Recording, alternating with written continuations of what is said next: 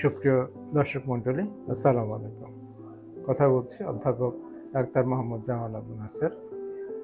বর্তমানে কাজ করছি এনাম মেডিকেল কলেজ হাসপাতালে এবং বিকেলে চেম্বার করছি এমজেড হাসপাতাল, উত্তরবাড্ডা, ঢাকা।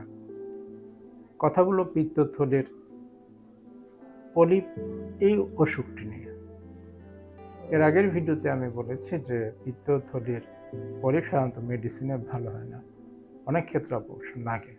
কোন কোন ক্ষেত্রে পিত্তথলির পলিপের অপারেশন লাগে সেই ব্যাপারে আলোচনা। পিত্তথলির পলিপ সাধারণত অনেক ছোট থেকে শুরু হয়, তারপর আস্তে আস্তে বড় হয় এবং বড় হতে বেশ সময় লাগে। সাধারণত 4 মিলিমিটারের নিচে যদি পলিপ থাকে সেই ক্ষেত্রে অপারেশন করার দরকার হয় না, কিন্তু যদি 5 মিলিমিটার থেকে 1 সেন্টিমিটারের নিচে পর্যন্ত হয় সেই পলিপগুলো অনেক সময় অপারেশন করতে হয়।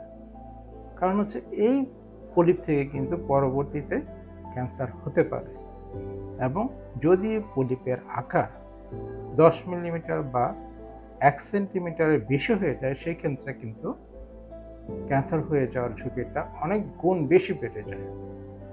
এছাড়া যদি রোগীর বয়স 50 বছরের উপরে হয়ে থাকে এবং এই রোগের যদি পলিপের জন্য পেট ব্যথা হয় মাঝে মাঝে, সেক্ষেত্রে অপারেশন লাগে।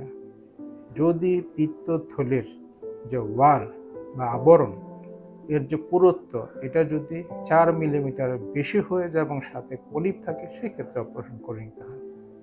তাহলে আপনাদের মোটামুটি একটা ধারণা হলো যে পিত্তথলির পলিপ কখন অপারেশন করতে হয়। আশা করি সবাই উপকৃত হবেন। অনেক ধন্যবাদ।